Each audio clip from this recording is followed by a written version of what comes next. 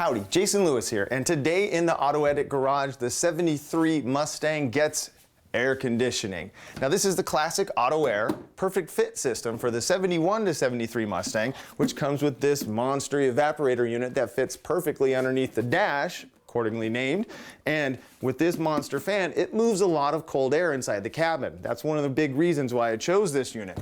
So let's go through some of these parts and we'll get it in the car.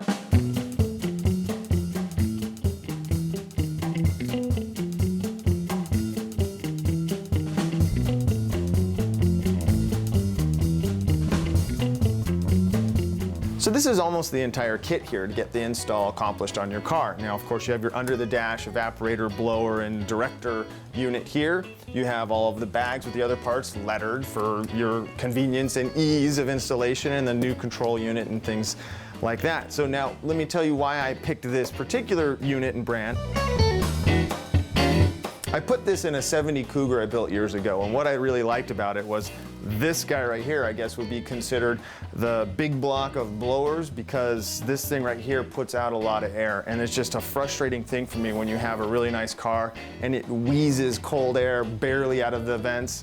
Kind of annoying to me, and this unit right here, it moves air, it cools the cabin down, so I like that. So there's a ton of power here. It's big, but it fits perfectly under the dash. You have the space, so utilize it. Bigger evaporator means much more cool air. One of the other reasons that I really like this kit is this, and this is actually a new item, is this little control panel here. Now this actually bolts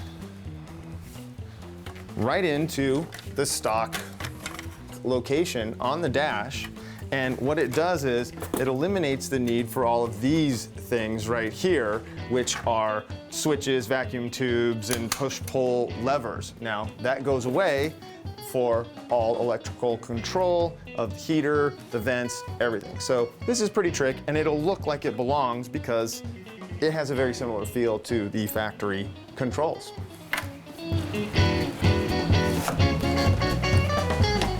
So for the bench test, we'll just assemble the two vent tube attachment plates right outside of the diverter vents here.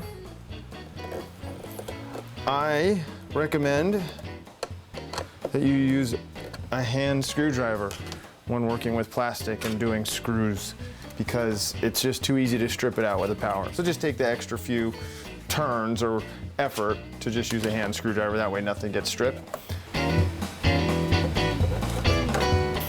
And then this is just these little clips right here.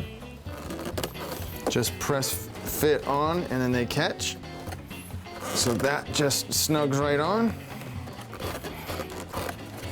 Tighten that all the way down, and there you go. That's it. That's on there pretty good.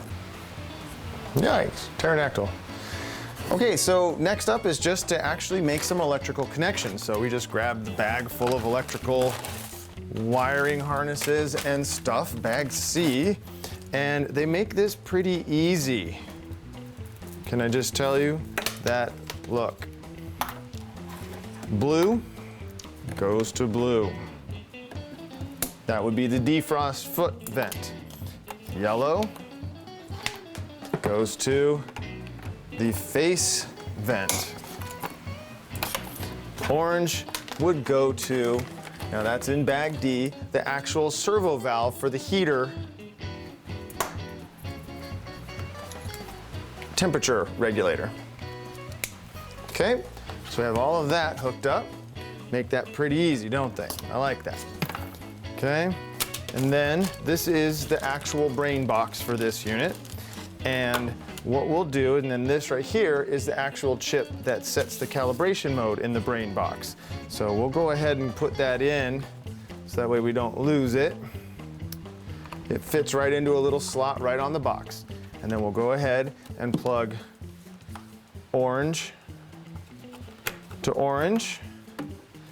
That's water valve. Yellow to yellow, which is face. And blue to blue, which is the defrost.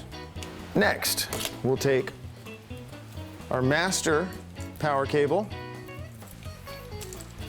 and again, kind of hard to mess this up we'll take out, we'll plug into the fan.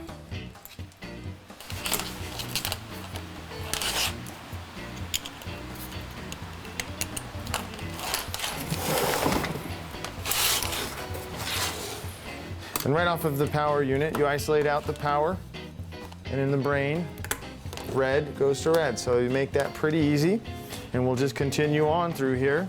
The other, right next to the relay, these go to the temperature sending unit, and it doesn't matter left or right on those. So both of those get plugged in right there to the temperature sending unit. Our control unit has its own dedicated plug-in on the brain, so we'll go ahead and get that plugged in. And it's green, so the color coding makes this absolutely as easy as it could be. There is no confusion. So the last major plug control goes into the actual fan control on this. Okay. And so now we have everything lined out, plugged in. We just add power and ground, and we're in business. I'll just capture all of the grounds.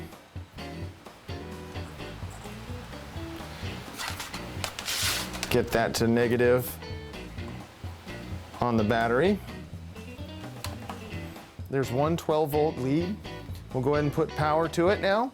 The default setup to do the calibration is you make sure you have your calibration chip inside the brain here, and then you have the fan on off, the temperature to cold, and the vent selector to floor.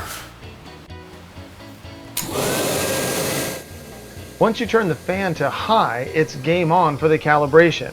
Next, move the mode knob to dash. Then the temp knob to hot in one motion. Now move the fan knob back to off and the calibration is done. Then you keep this thing someplace safe. So now that we got the calibration done, watch as you can see the different vents move. So I'll go ahead and turn the fan on to high.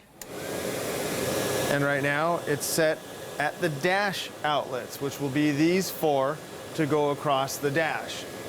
Okay, and then we'll set it to defrost. These shut off. And the defrost activate. Then we'll go to floor, and then the floor will activate. That's some horsepower.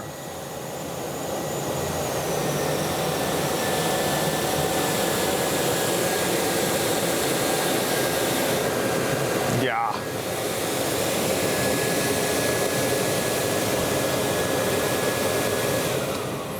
Now the last thing you want to double check is this is the actual valve, the heater valve. So this goes in line from the water pump on the engine into the heater core on this thing. And you just want to make sure right now it's set to cold.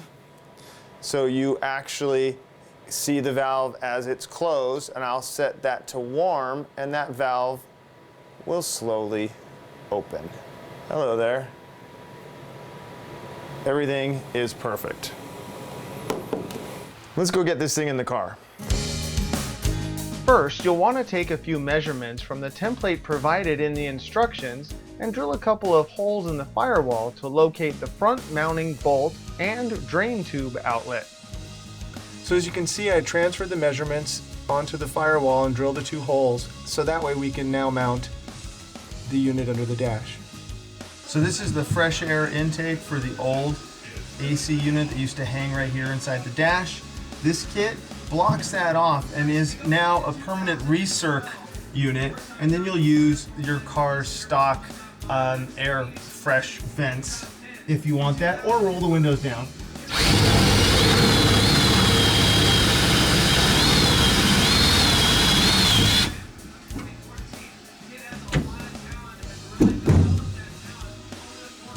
So now that we have the unit underneath the dash, I just finished tightening the bolt under the cowl, and the bolt that's attached through the firewall is finger tight. And so the whole unit now is just rocking in place underneath here.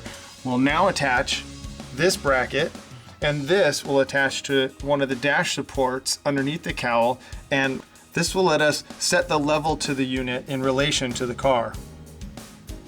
Now in the instructions, when they say that you need to go to put this piece on, that you may have to remove this bracket here. And since I'm going to mount my fuse block off of that piece here, I'm not going to remove that. I put a very slight notch into this piece to clearance that so that I can keep that. And then you'll probably find that you'll need to tweak the bends in this here. They do a really good job on bending this so that it fits up to the cowl, to the mount here where the dash support will go. But I just wanted to tweak it so it actually sat, very good in there. And so we'll get this finger tight. We'll get this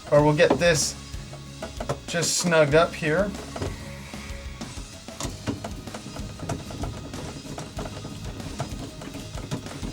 And then start tightening things down. Get it secure. So now,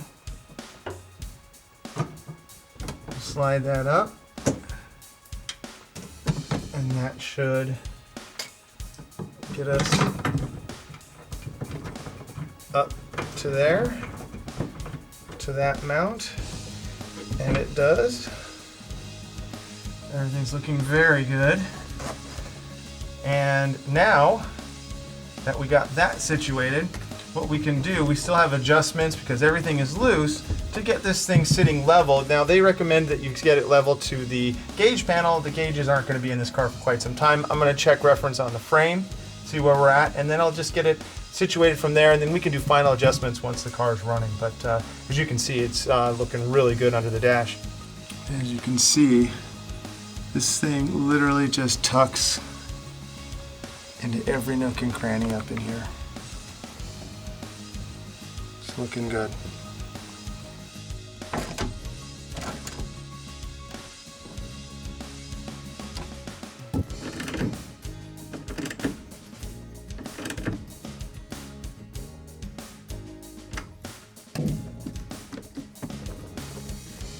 So you can see from the holes inside the engine compartment towards the firewall that our hole that we drilled earlier now matches up with the drain tube and the mounting point through the firewall.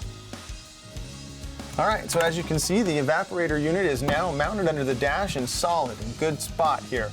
The next few steps would be to do the wiring, and as you can see from the calibration phase, that's pretty simple as well. One power wire and then ground each of the individual solenoid units. Then the liquid tubes will get hooked up to the condenser under the front of the radiator core, and then running the vent tubes from here to the vents into the dash. Now, obviously the dash isn't in, and I don't know exactly what the dash is gonna look like yet, so those videos will come up and you'll see those take shape. So until next time, enjoy your drive. I'm out of here.